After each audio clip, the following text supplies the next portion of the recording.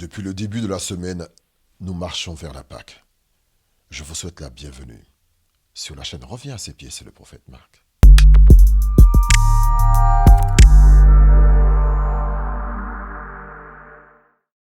Depuis le début de la semaine, nous voyons tous les jours afin de méditer tranquillement sur les différentes phases que Jésus a passées sur la croix. Et je vous ai expliqué comment ces capsules voulaient être des catalyseurs de réflexion, pas des enseignements que l'on se borne à écouter, mais plutôt une piste de réflexion. Ce que j'aimerais, c'est qu'après l'avoir regardé, que vous puissiez juste fermer les yeux et méditer dessus, parler au Seigneur, le remercier, parce qu'il a subi cela, il l'a vécu, et prier et lui demander d'agir encore dans votre vie et de vous rendre capable de mesurer la portée de ce qu'il a fait et d'agir en conséquence. Aujourd'hui, ce que nous allons voir se trouve dans Matthieu, au chapitre 27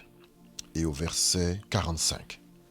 Les versets 45 et 46. Depuis la 6e heure jusqu'à la 9e heure, il eut des ténèbres sur la terre.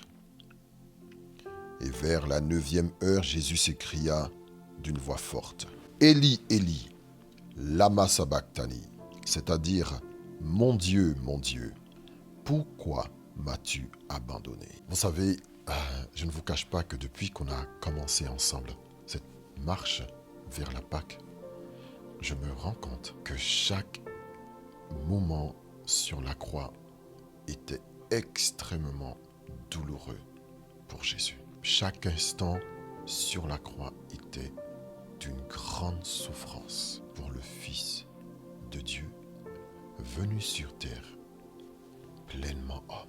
Celui qui, dès l'âge de 12 ans, se trouve confronté à des pharisiens à qui il explique les mystères des prophètes. Et lorsqu'il répond à ses parents, il dit, mais ne savez-vous pas que je suis venu pour m'occuper des affaires de mon Père. Je dois m'occuper des affaires de mon Père. Celui qui, depuis son plus jeune âge, a déjà un rapport spécial avec le Père et avec ceux qui l'entourent.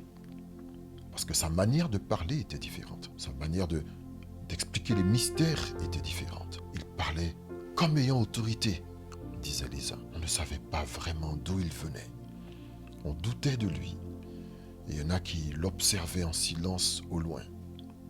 Et il y en a pour qui il a failli être une occasion de chute. Son propre cousin a à un moment douté. Et Jésus envoie dire à Jean le Baptiste, allez, dites à Jean, les aveugles voient, les boiteux marchent, le royaume, la bonne nouvelle du royaume est prêchée, heureux celui pour qui je ne suis pas une occasion de chute, celui qui enseigne à ses disciples à prier, celui qui révèle les temps de la fin, celui qui ne cesse de dire que le Père et lui sont un, se retrouve cloué sur une croix avec le fardeau de l'humanité sur tout son corps. Au milieu de cette souffrance qui est horrible, il ne comprend pas ce qui se passe. Il commence à sentir chaque douleur, chaque peine, chaque péché, chaque meurtre, chaque envie, chaque adultère, chaque détournement de fonds, chaque viol, chaque vol, chaque tromperie, chaque maladie, chaque abandon, chaque violence, chaque insulte, chaque pédophilie, chaque acte d'homosexualité, chaque acte douloureux dans son corps, il le ressent. Et il arrive à un point dans sa souffrance où il se rend compte que quelque chose manque. Le regard qu'il avait en permanence sur sa vie, il ne sent plus le poids de ce regard. Et là, il a la certitude que son Dieu l'a abandonné, au point de s'écrier, « Élie, Élie, lama sabachthani » Et ceux qui étaient autour de lui ne comprenaient pas, disaient, mais voici qu'il appelle Élie. Il n'appelait pas Élie, mais il appelait son Dieu. Il n'a pas appelé Papa, Père, Abba. Non. Il a dit mon Dieu. Mon Dieu. Pourquoi?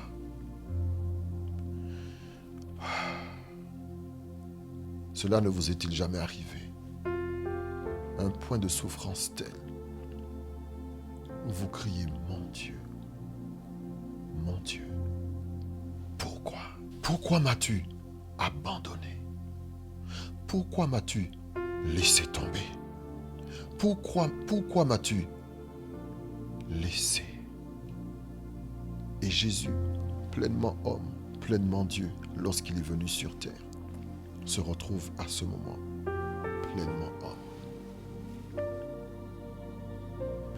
Et Jésus se rend compte que l'absence du regard du Père est un total abandon. Vous et moi, aujourd'hui, dans notre vie, nous l'avons déjà expérimenté. Ce sentiment où Dieu nous a abandonnés. Ce sentiment où rien ne va plus. Je parle à de vraies personnes. Je ne parle pas à des gens qui sont en permanence sur la montagne de Sion. Je ne parle pas à des gens qui sont en permanence dans les lieux très saints, qui ne marchent pas sur cette terre. Des gens qui ne sont jamais fatigués, qui n'ont jamais connu la faim, la soif. Des gens, je ne parle pas à cette catégorie de personnes qui sont des hyper spirituels. Je parle à de vraies personnes qui, à un certain moment de votre vie, vous avez senti que rien ne va. Rien ne va plus. Dans vos finances, ça ne va plus. Votre mariage s'écroule. Vos enfants partent en lambeaux. Votre travail, il y a trop de pression. Rien ne va plus. Tout s'écroule autour de vous.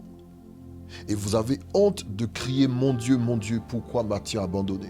Parce que toute votre vie, vous avez parlé de Dieu. Parce que dans votre entourage, on vous connaît comme celui qui parle de Dieu. Parce que vous vous êtes référé comme le porte-parole de Dieu, comme l'évangéliste, comme le pasteur, comme celui qui vit quelque chose de surnaturel, celui qui s'occupe des affaires de son Père. Et vous avez eu honte.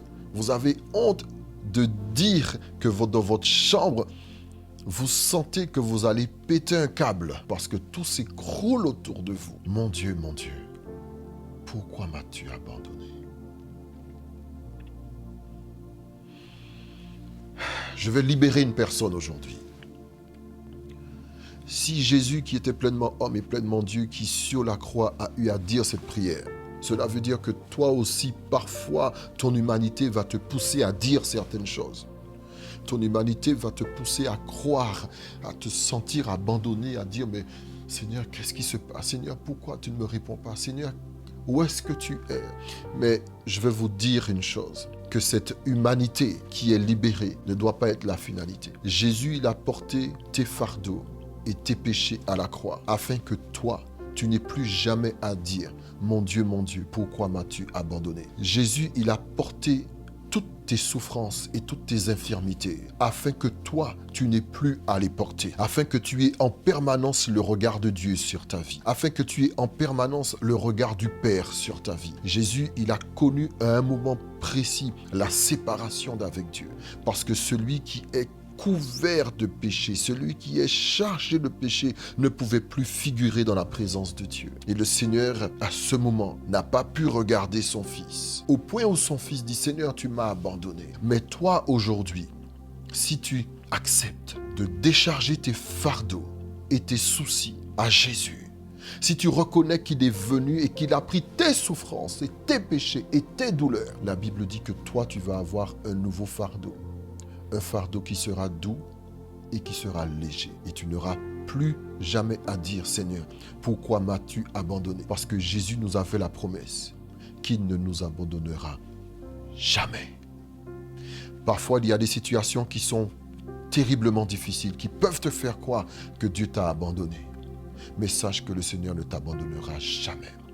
Parce qu'il y a un homme qui est venu sur cette terre et qui a pris tes fardeaux, qui a pris tes souffrances, qui a pris tes soucis, qui a pris tes portés à la croix à ta place. il est mort à ta place, il a été fouetté à ta place, afin que tu n'aies plus jamais à dire, Seigneur, pourquoi m'as-tu abandonné? Revois ta propre vie, c'est peut-être toi qui t'es éloigné de Christ, c'est toi qui t'es éloigné du Seigneur. Tu as refusé d'entendre parler de Dieu, tu as refusé d'entendre tout ce qui concerne la foi, tout ce qui concerne Jésus. Tu as refusé cela. C'est toi qui t'es peut-être détourné. C'est toi qui es sûrement parti de ton propre gré. Mais le Seigneur ne t'a pas abandonné. Ou peut-être que vous êtes chrétienne, mais vous n'avez pas réalisé ce que Christ a fait pour vous à la croix. Il a pris vos fardeaux. C'est lui qui les a, le fardeau. C'est lui qui les a pris, les douleurs. C'est lui qui a récupéré les infirmités. Il a subi cette chose. La malédiction est tombée sur lui afin que toi tu aies la paix. Et tu n'auras plus jamais à demander au Seigneur, pourquoi m'as-tu abandonné? Le Seigneur vous aime tellement qu'il a envoyé Jésus-Christ afin que quiconque croit en lui ne périsse point, mais ait la vie éternelle. Que Dieu vous bénisse.